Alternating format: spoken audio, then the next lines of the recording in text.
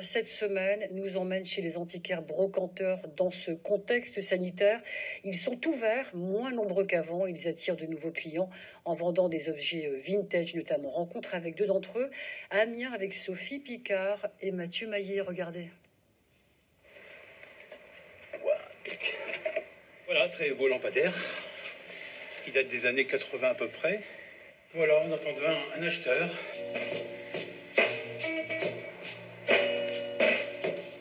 Je vends des objets globalement des années 1920 aux années 1970-80, uniquement des choses que moi j'aime.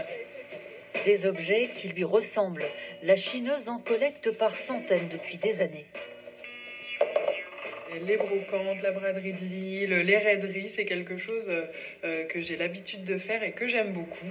Et je me suis dit pourquoi pas tenter d'ouvrir une boutique et en faire mon métier. 40 ans de métier pour lui. Il est l'un des rescapés de la halle aux antiquaires qui fermera bientôt définitivement.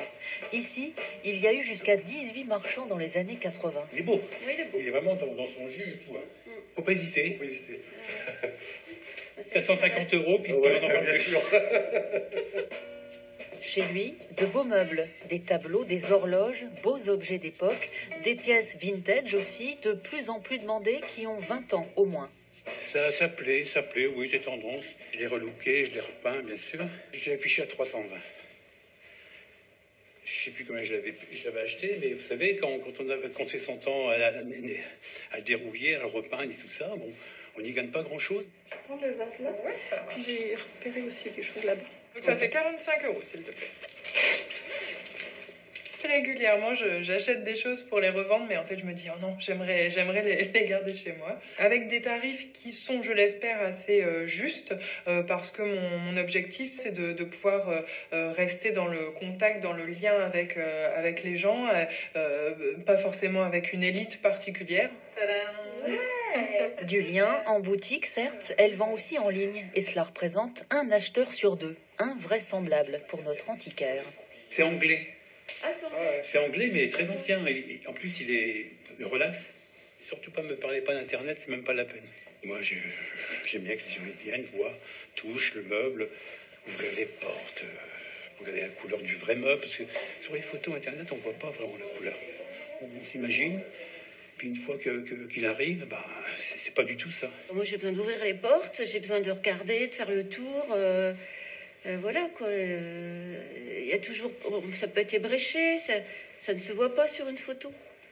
Non, moi, j'ai besoin de contact. J'ai besoin de toucher. Dans la période de privation des vide-greniers en plein air, les brocanteurs ont le vent en poupe. C'est un endroit qui manquait à Amiens. Complètement. Ouais. C'est vrai que, en fait, s'il n'y avait pas vraiment d'endroit convivial, il y a des pièces qui sont pas chères du tout, pour faire plaisir aux autres ou à soi-même, je trouve que c'est vraiment un super endroit. En plus, ici, c'est un café-grenier. Hors épidémie, au comptoir, chacun vient raconter des histoires de Chine. Tous les objets sont à vendre, même les assiettes dans lesquelles vous mangez, même les tasses dans lesquelles vous buvez votre café ou votre thé. Et puis, le plaisir de marchander dans ce genre d'endroit, ça n'a pas de prix. Il y a toujours une marge de négociation, on le sait, les gens le savent. Et puis, bon, il y a des gens qui ne demandent pas du tout de prix. Hein. Ça s'impose de faire un petit prix, quoi. L'antiquaire fait toujours une petite ristourne sympathique aux gens pour les faire revenir.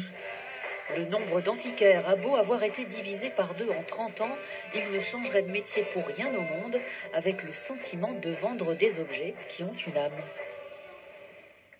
Allons à Saint-Riquier, dans la Somme, pour connaître l'histoire de